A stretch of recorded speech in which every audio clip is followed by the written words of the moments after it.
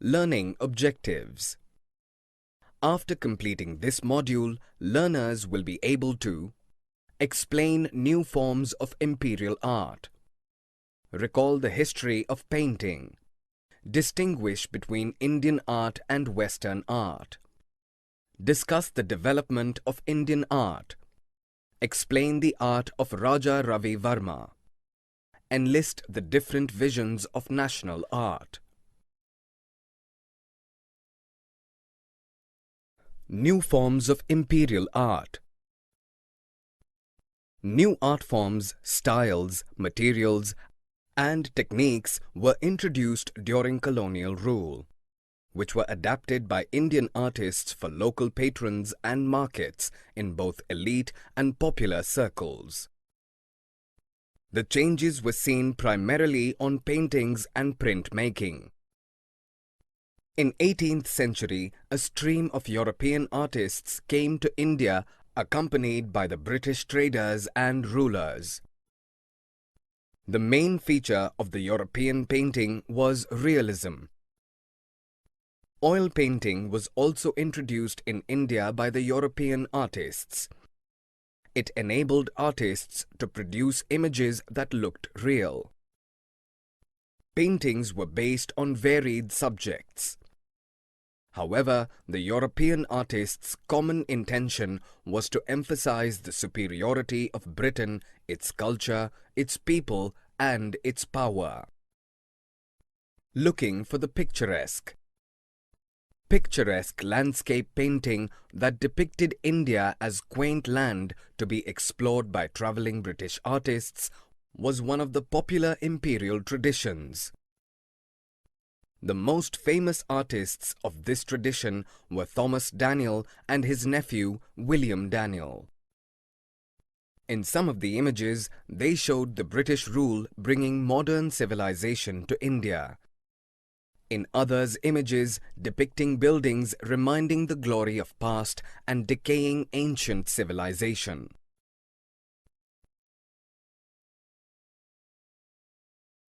Portraits of authority. Portrait painting was another tradition of art that became popular in colonial India. The rich and powerful people, both Indian and British, were very fond of self-portraits. In colonial India, portraits were life-size images that looked lifelike and real. The art of making portraits is known as portraiture, that served as an ideal means of displaying the luxurious lifestyles, wealth, and status generated by British in India. European artists like Johann Zoffany visited India in search of profitable commissions. He was born in Germany. He lived in England and came to India and stayed for 5 years. He depicted the British as superior and imperious, flaunting their clothes, standing regally or sitting arrogantly and living a life of luxury, while Indians were portrayed occupying a shadowy background in his paintings. Many Indian Nawabs got their portraits painted by European painters. Nawab Muhammad Ali Khan of Arcot commissioned 2 European artists, Tilly Kettle and George Willison, to paint his portraits and gifted these paintings to the King of England and the directors of East India Company.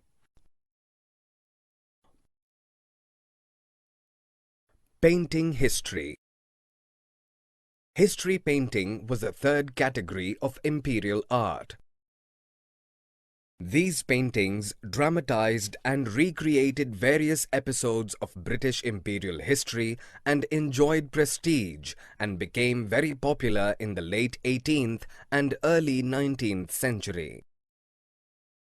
British and their victories in India served as rich material for history painters in Britain.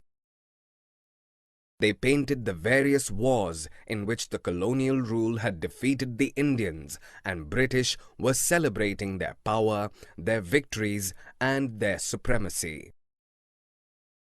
The first painting of history was produced by Francis Hayman in 1762. When the British defeated the Indian army of Nawab Sirajuddaulah in the Battle of Plassey and made Mir Jafar the Nawab of Murshidabad. The painting shows Mir Jafar welcoming Lord Clive. Robert Kerr Potter painted the defeat of Tipu Sultan of Mysore in 1799 at the famous Battle of Seringapatam. It is a painting full of action and energy. The painting dramatizes the event and glorified the British triumph. Imperial history paintings were created as a public memory of imperial triumph to show that the British were invincible and powerful.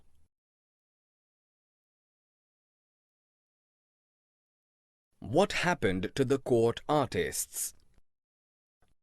There were different Indian traditions of art in different courts.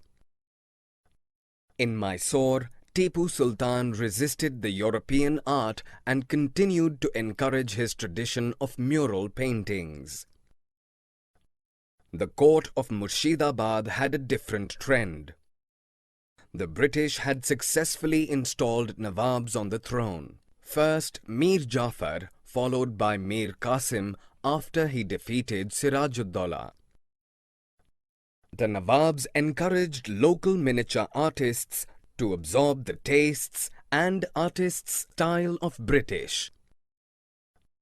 The local artists of Murshidabad began to adopt the elements of European realism. They used perspective, that is, style of painting which creates a sense of distance between objects that are near and those at a distance. They used various shades to make the figures realistic. The local courts lost their wealth and power. They could not support and pay the painters because of the establishment of British power in local courts.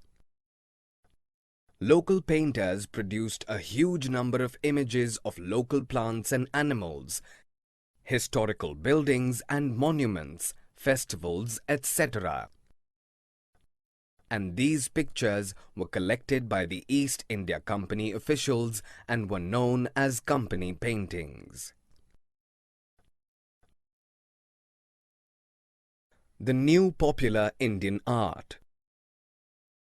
A new world of popular art developed in 19th century in many of the cities in India. Scroll painting was developed by local villagers called potters or potters. Kalighat, a temple in Bengal, was expanding as a commercial and administrative center. Mythological themes were the main art forms for the scroll painters, producing images of gods and goddesses. Kalighat painters began to use shading to give them a rounded form to make images look like three-dimensional, but were not realistic and lifelike. Early Kalighat paintings used a bold, deliberately non-realistic style for depicting large and powerful figures with minimum number of lines, detail and colors. The Kalighat pictures were printed in large numbers and sold in the market. In late 19th century, mechanical printing presses were set up in different parts of India, which helped in producing larger number of printings. Calcutta Art Studio was set up in late 19th century in Calcutta and produced lifelike images of eminent Bengali personalities as well as mythological pictures. In the early 20th century, with the spread of nationalism, the studio produced popular prints with elements of nationalism. Some of them have Bharat Mata appearing as a goddess carrying the national flag or nationalist heroes sacrificing their head to Bharat Mata.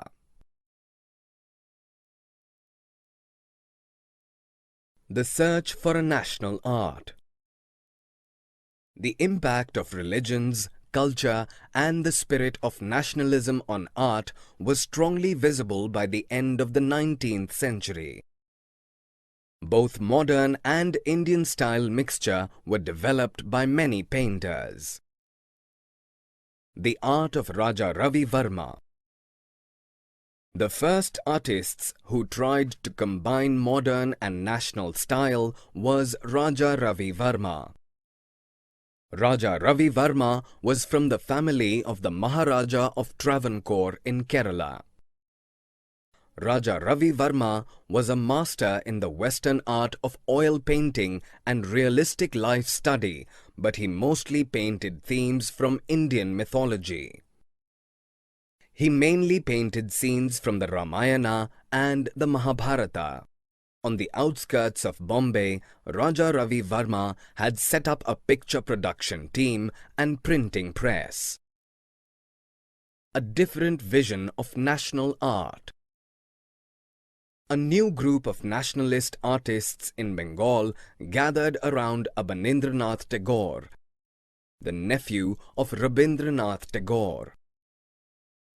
They opposed the art of Ravi Varma as imitative of Western style and declared that Western and modern art could not be used to depict the nation's ancient myths and legends. They wanted to revival and turning of inspiration to medieval Indian traditions of miniature painting and the ancient art of mural paintings in the Ajanta caves. They received inspiration from Rajput style of paintings. The art of Abanindranath Tagore and group were influenced by the Japanese paintings that can be seen in some of the paintings.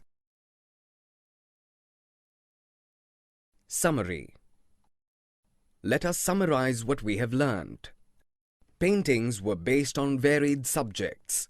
However, the European artists' common intention was to emphasize the superiority of Britain, its culture, its people, and its power. Picturesque landscape painting that depicted India as quaint land to be explored by traveling British artists was one of the popular imperial traditions. Portrait painting was another tradition of art that became popular in colonial India. European artists like Johann Zoffany visited India in search of profitable commissions. He was born in Germany, migrated to England, and came in India and stayed for 5 years. History painting was a third category of imperial art. These paintings dramatized and recreated various episodes of British imperial history and enjoyed prestige and became very popular in the late 18th and early 19th century. Robert Kerr Potter painted the defeat of Tipu Sultan of Mysore in 1799 at the famous Battle of Seringapatam. It is a painting full of action and energy. The painting dramatizes the event and glorified the British triumph. The local artists of Murshidabad began to adopt the elements of European realism. They used perspective, that is, style of painting which creates a sense of distance between objects that are near and those at a distance. They used various shades to make the figures realistic. Raja Ravi Varma was one of the first artists who tried to combine modern and national style.